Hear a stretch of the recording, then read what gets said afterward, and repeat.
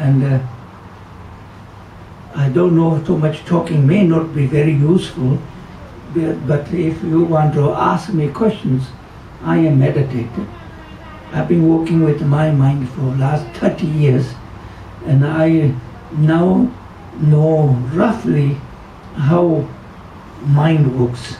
And I think if somebody asks about mind meditation, then I felt I will be able to answer this for your satisfaction. And there's so much information that's actually not useful. See, all of you actually know maybe more than you ever need to know. But then you have to ask, did this sort of type of knowledge ever help me, or it brought you this person? So many information saying, doing this, but there's other one better than this. Going forward, maybe we should back forward. It's like always conflict.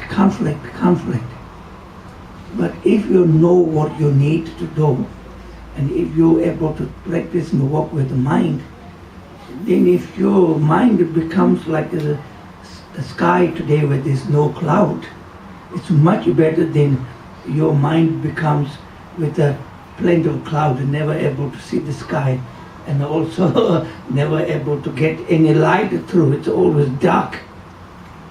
Especially it must be here in Scotland, dark and damp. That is not a happy situation. We need to have a light, warmth, joy, happiness. That is called life. We are intelligent human beings. Intelligent human being should never allow yourself to be enslaved by modern civilization. If we become enslaved with just doing nothing but walking, no time for food, no time for family, then plop, you're dead. So that's useless. We should create enough time. If such a good weather like this, we should be able to go in the forest, go in the walking exercise, to appreciate the pollution-free environment of Europe. See, it's not like China or India where it's so much pollution. So when we have such a better environment, we should have the time to enjoy. See, if we have no time for enjoying good weather, if we have no time for actually looking after caring our elderly people or looking after younger generation, then I think the future of the world is going to be not really great, isn't it? So we say every human being should invest and get involved, bringing up the young generation properly with a lot of loving kindness, so that this young generation, when they grow up, they don't have all this mental trauma. At the same time, we should learn to look after and respect the older generation, because in Asia we say as we get older, we are very highly respected, and we feel we are very fortunate to be able to get old and able to die with age. In Europe, somehow aging is a very painful situation. So to remedy this, young people should learn to respect and care the older generation. And then we should also bring up the young generation properly so that they don't have a lot of mental traumas. So then future is good. The present is a good thing. Who need to be looked after, cared, they are looked after. So around the world I have many who call Lama Yeshe students, and I always say in Buddhism, right livelihood means we should never steal things for our needs. We should earn what we need through honest job. So my young people around the world, I always say, go around and help those aging people, those who are very, very sick. So taking care of them, because you're practicing path of loving compassion, they benefit tremendously. Also you gain enough money to for your needs. So I think it's a very good way of ending whatever you need by just being able to look after the elderly and sick people. Like in hospital, if you're nurses or if you're doctor, you are put so much pressure from both sides. The company want you to go quick, so they say you only have 10 minutes of patient. The patient wants you to have more time. Because so many patients say to me, actually, if the doctor or nurse could be kind and give some time to talk to me and hold my hand, will be better medicine than what they put in some injection and no time for me. So this is, if you really care about other people, maybe I always say, come to the middle part, spend a little time just talking to those patients. Talk to those elderly people who are very alone. They haven't got anybody. Find some time to talk to them. It's a very good gift, see. Gift comes from many forms, not money, but spending time and being able to talk and help them to listen, because some people think they have never been listened. This is like total rejection.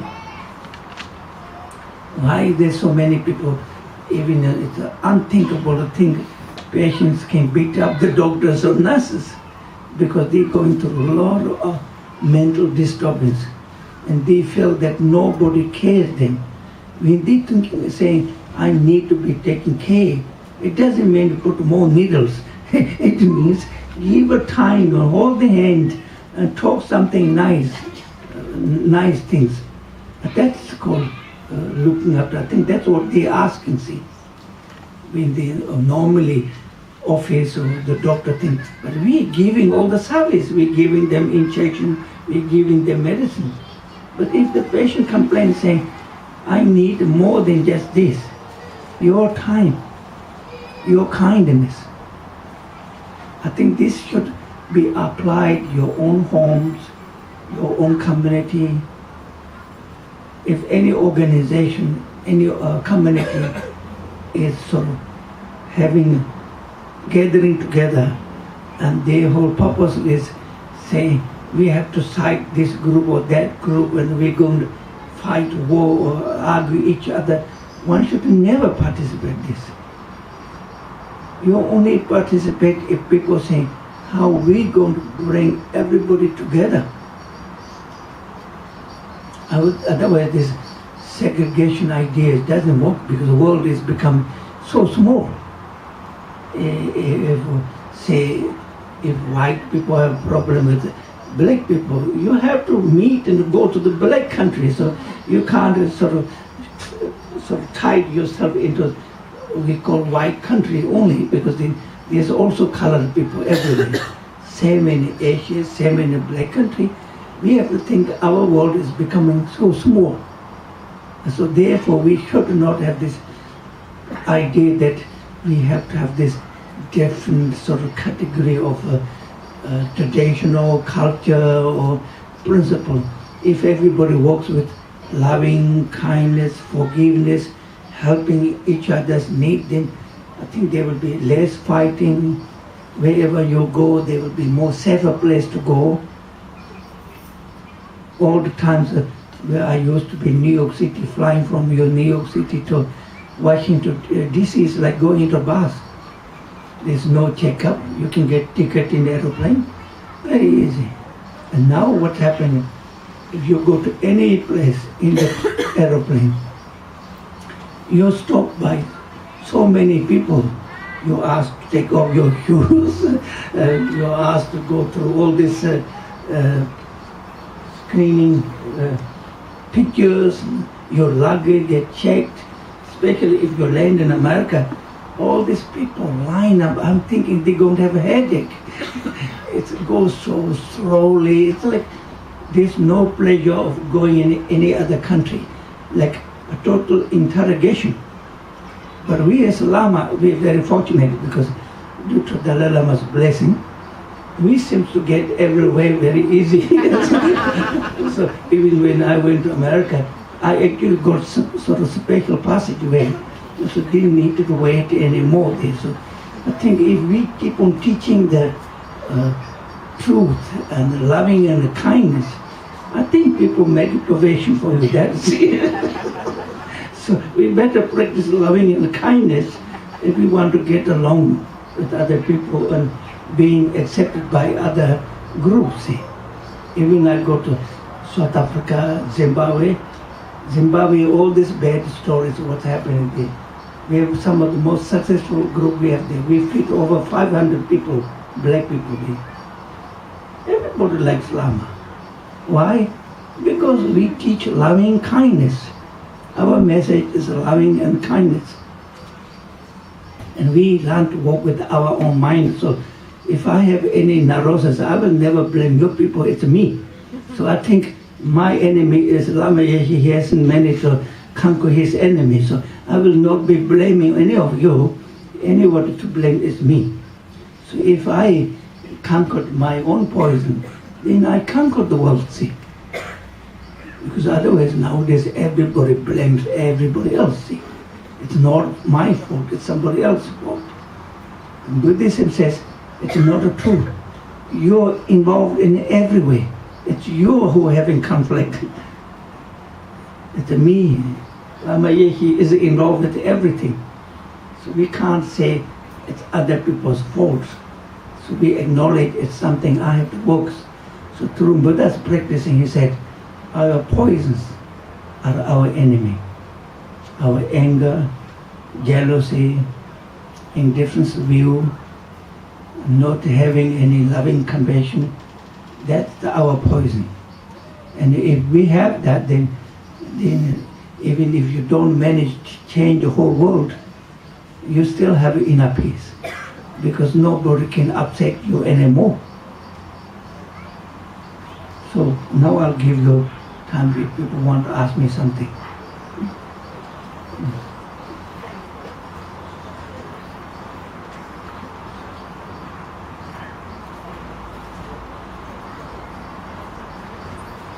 What is this?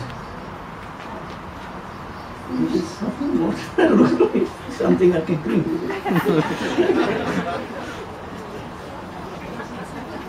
Looks like it. Juice or saffron water?